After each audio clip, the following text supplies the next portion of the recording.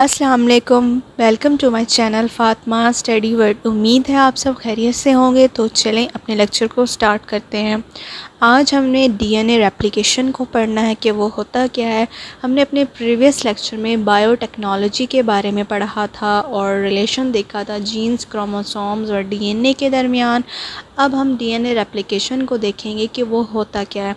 DNA replication दरअसल एक ऐसा प्रोसेस होता है जिसमें डीएनए जो है वो अपने आप को रेप्लिकेट करता है। मतलब डीएनए जो है वो खुद को डिवाइड करता है और अपनी ही तरह की सेम कॉपीज़, आइडेंटिकल कॉपीज़ बनाता है। मज़ीद इसको हम इस डिटेल में पढ़ेंगे, इसके स्टेप्स देखेंगे, इसको डायग्राम के थ्रू भी अंडरस्टैंड करेंगे किस तरह जो है ये प्रोसेस होता है। फर्स्ट ऑफ ऑल यहाँ लिखा हुआ है कि DNA has a unique property to replicate itself. DNA के पास एक ऐसी खसूसियत होती है, या डीएनए में एक ऐसी खसूसियत होती है कि वो अपने आप को रेप्लिकेट कर सकता है। इट्सेल्फ, खुद अपने आप को रेप्लिकेट कर सकता है। Second, replication of DNA is a process by which DNA makes its copy. DNA replication एक ऐसा प्रोसेस होता है जिसमें डीएनए अपनी ही कॉपी बनाता है। Third, the process of DNA replication takes place in the nucleus of the cell during interphase. जो DNA replication का प्रोसेस है उन्होंने उसकी लोकेशन बताई हुई है कि वो कहाँ होता है। ये सेल में होता है और ड्यूरिंग इंटरफेस। सेल डिवीज़न हमने पढ़ा था, उसमें हमने बहुत सारे फेजेस देखे थे। इंटरफेज़, उसके बाद हमने एस फेज़, मेटा फेज़, ये तमाम फेजेस हमने देखे थे। तो में जो इंटरफेज़ होता है वहाँ पर डीएनए रेप्लिकेशन का प्रोसेस होता है। डीएनए रेप्लिकेशन के स्टेप्स देखते हैं। इसमें जो फर्स्ट स्टेप है वो उसमें ये बताया गया है कि the first step in DNA replication is unwinding. या आप बात गौर से सुने कि पहला जो स्टेप है उसमें अनवाइंडिंग होगी। किसकी? Double helix structure. डीएनए का जो स्ट्रक्चर होता है वो डबल हेलिक्स होता है ना। मैं आपको बना के दिखाती हूँ किस तरह होता है वो। ये एक डीएनए का स्ट्रक्चर है।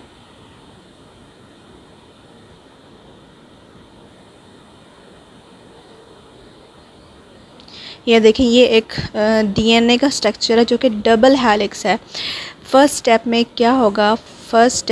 क्या होगा कि जो ये डीएनए का डबल हेलिक्स स्ट्रक्चर है इसकी क्या होगी? अनवाइंडिंग होगी। ये अनवाइंड होगा।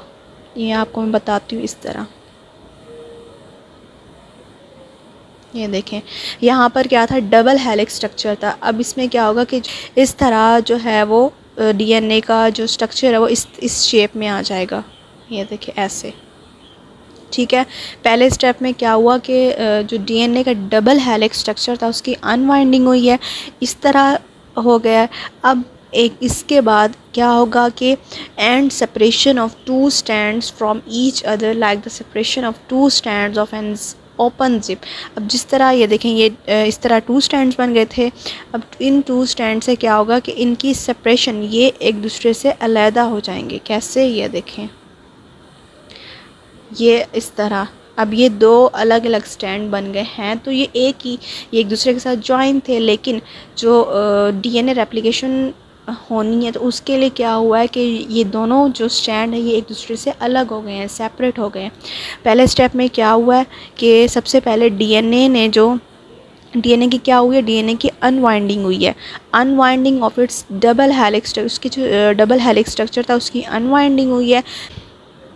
तो फर्स्ट स्टेप में क्या हुआ है कि डीएनए की अनवाइंडिंग हुई है और क्या हुआ है कि सेपरेशन हुई है। जो दो स्ट्रैंड्स थे वो आपस में एक दूसरे से अलग हो गए, एक साथ अटैच थे तो वो एक दूसरे से अलग हो गए। देखें, आप डायग्राम के थ्रू भी आपको मैं समझाती हूँ कि किस तरह।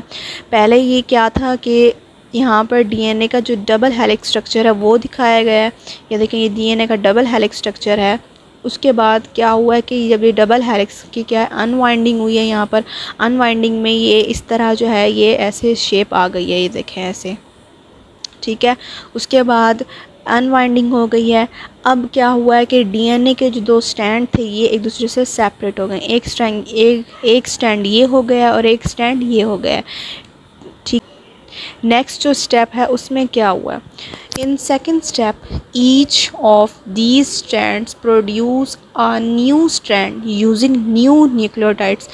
अब जो स्टैंड हमने फर्स्ट स्टेप में देखा था कि वो अलग हो गए हैं, एक दूसरे से सेपरेट हो गए हैं, उन्हीं स्टैंड ने क्या किया, अपने ही एक और स्टैंड आगे बनाया न्यू न्यूक्लियोटाइड्स यूज़ करके। न्यू न्यूक्लियोटाइड्स आपको पता है कि जो डीएनए होता है वो 4 न्यूक्लियोटाइड से मिलकर बनता है। मैं आपको बताती हूँ किस किस से, adenine, guanine, cytosine and thymine, और एक यूरासिल भी होता है, वो आरएनए के अंदर जो है वो मौजूद होता है। तो बेसिकली जो 4 न्यूक्लियोटाइड्स हैं ये मिलकर क्या बनाते हैं, एक डीएनए का मॉलिक्यूल बनाते हैं, एक डीएनए का मॉलिक्यूल बनाते हैं, एक डीएनए का स्ट्रैंड बनाते हैं। ठीक है, तो जो स्टैंड फर्स्ट स्टेप में एक दूसरे से सेपरेट हुए थे, उन्होंने अपने ही तरह के एक और स्टैंड बनाए हैं, न्यू स्टैंड की फॉर्मेशन हुई है बाय यूजिंग न्यू न्यूक्लियोटाइड्स। ठीक है, in this way one double stand DNA molecule produce it's identical copy. इस तरह क्या हुआ है कि जो डीएनए का मॉलिक्यूल, जो डीएनए का डबल स्टैंड मॉलिक्यूल था, उसने ही अपनी ही एक आइडेंटिकल मतलब सेम कॉपी जो है उसने प्रोड्यूस कर ली। And 2 daughter DNA molecules are form. इस तरह जो 2 डॉटर डीएनए मॉलिक्यूल वो बन गए हैं। Each daughter DNA contain 1 new strand and 1 strand of the parent DNA. ये देखें डायग्राम में उन्होंने शो करवाया हुआ है जो स्टैंड एक दूसरे से सेपरेट हुए थे। ये देखें ये स्टैंड